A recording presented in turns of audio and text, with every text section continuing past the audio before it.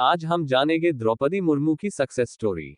हमारे देश की जनसंख्या 30 करोड़ से भी ज्यादा है और इतनी ज्यादा जनसंख्या होने के साथ साथ हमारा देश दुनिया का सबसे सांस्कृतिक विविध भी है, जहां हर धर्म और हर नस्ल के लोग रहते हैं।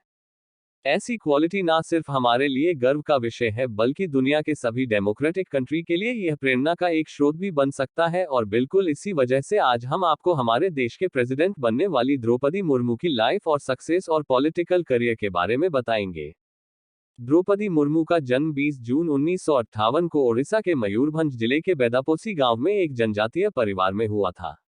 इनके पिता और दादा दोनों पंचायती राज सिस्टम की पॉलिटिक्स से जुड़े हुए थे। अपनी प्राइमरी और सेकेंडरी एजुकेशन कंप्लीट करने के बाद एक स्कूल टीचर के रूप में सबसे पहले इन्होंने अपनी टीचिंग करियर की शुरुआत करी और इसी दौरान ओडिशा के रायपुर में स्थित श्री औरोबिंदो इंस्टीट्यूट में इन्होंने असिस्टेंट प्रोफेसर के रूप में काम किया।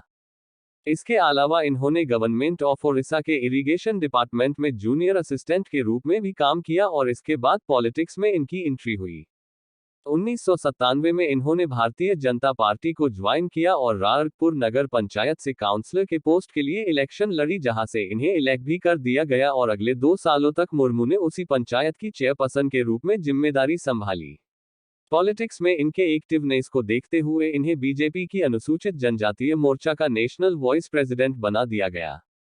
साल 2000 के ओडिशा असेंबली इलेक्शन में एमएलए के पद के लिए खड़े होकर अपने पॉलिटिकल करियर को एक कदम और आगे बढ़ाया और रायपुर असेंबली कॉन्स्टिट्यूएंसी से एमएलए के रूप में इन्हें इलेक्ट कर दिया गया।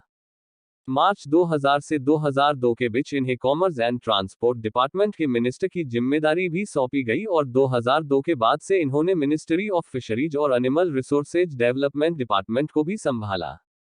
लेजिस्लेटिव असेंबली के मेंबर के रूप में अपने कार्यकाल के दौरान मुर्मू के कामों को देखते हुए इन्हें Neelkanth award for best MLA से भी नवाजा गया।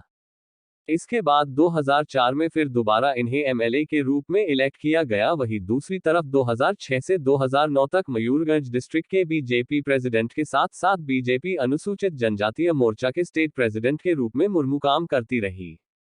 मुर्मू की पॉलिटिकल लाइफ में सब कुछ सही चल रहा था, लेकिन अचानक उन्हें पर्सनल लाइफ में कुछ बहुत बड़ी परेशानियां आई, जिन परेशानियों ने उन्हें हताश कर दिया। साल 2009 में एक एक्सीडेंट की वजह से द्रौपदी मुर्मू के बेटे की डेथ हो गई, जिनकी वजह से इनके मेंटल हेल्थ पर काफी असर पड़ा और ये काफी समय तक डिप्रेशन में रही।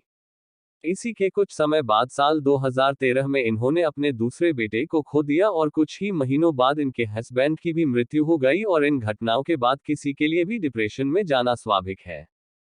द्रौपदी के अनुसार अपने इस डिप्रेशन मेंटल जोन से बाहर निकलने के लिए वो ब्रह्मा कुमारी संस्था से जुड़ी, जिससे इन्हें काफी मदद मिली और इस स्थिति से बाहर निकलने के बाद इन्होंने जनता की सेवा करने की अपने लक्ष्य पर दोबारा काम करना शुरू किया और 18 मई 2015 को द्रौपदी ने झारखंड की गवर्नर के रूप में शपथ ली। द्रौपदी का ये शपथ न सिर्फ इनके समाज के लिए गर्व का विषय था, बल्कि ये ओडिशा के पूरे जनजातीय समाज के लिए भी गर्व का विषय था, क्योंकि द्रौपदी मुर्मू ओडिशा की पहली महिला जनजातीय थी जिन्हें गवर्नर के रूप में अपॉइंटमेंट किया गया था। इसके साथ ही मुर्मू झारखंड के गवर्नर के रूप में जिम्मेदारी संभालने वाली भी पहली महिला थी। इस तरीके से गवर्नर के रूप में इनका शपथ लेना महिलाओं के लिए भी गर्व का विषय बना।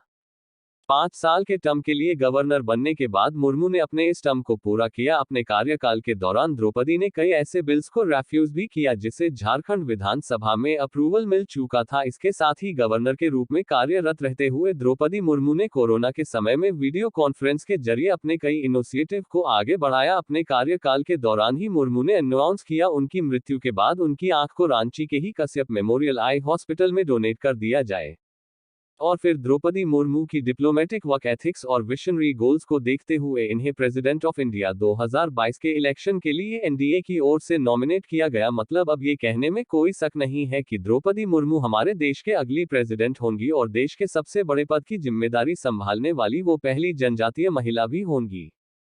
खैर, इससे पहले भी 2012 के प्रेसिडेंटल इलेक्शन में अनुसूचित जनजातीय कम्युनिटी से ही बिलोंग करने वाले पुरनो अगितोक संगमा को प्रेसिडेंट पद के लिए नॉमिनेट किया गया था, लेकिन उनका नॉमिनेशन सत्ताधारी पक्ष की तरफ से नहीं था, इसलिए उन्हें हार का सामना करना पड़ा। द्रौपदी मुर्मू का भारत के प्रेसिडेंट के रूप में इलेक्ट किया जाना भारत में मौजूद समानता की व्यवस्था का अब तक का सबसे बड़ा सबूत है।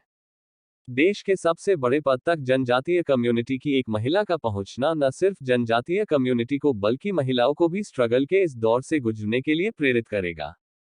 दोस्तों, ये थी हमारे देश की प्रेसिडेंट द्रौपदी मुर्मू की कहानी। उम्मीद करता हूँ कि उनकी ये कहानी आपको पसंद आई होंगी और अपने दोस्तों के साथ शेयर जरूर कीजिएगा ताकि वो भी द्रौपदी मुर्मू की महानता से प्रेरित हो सके।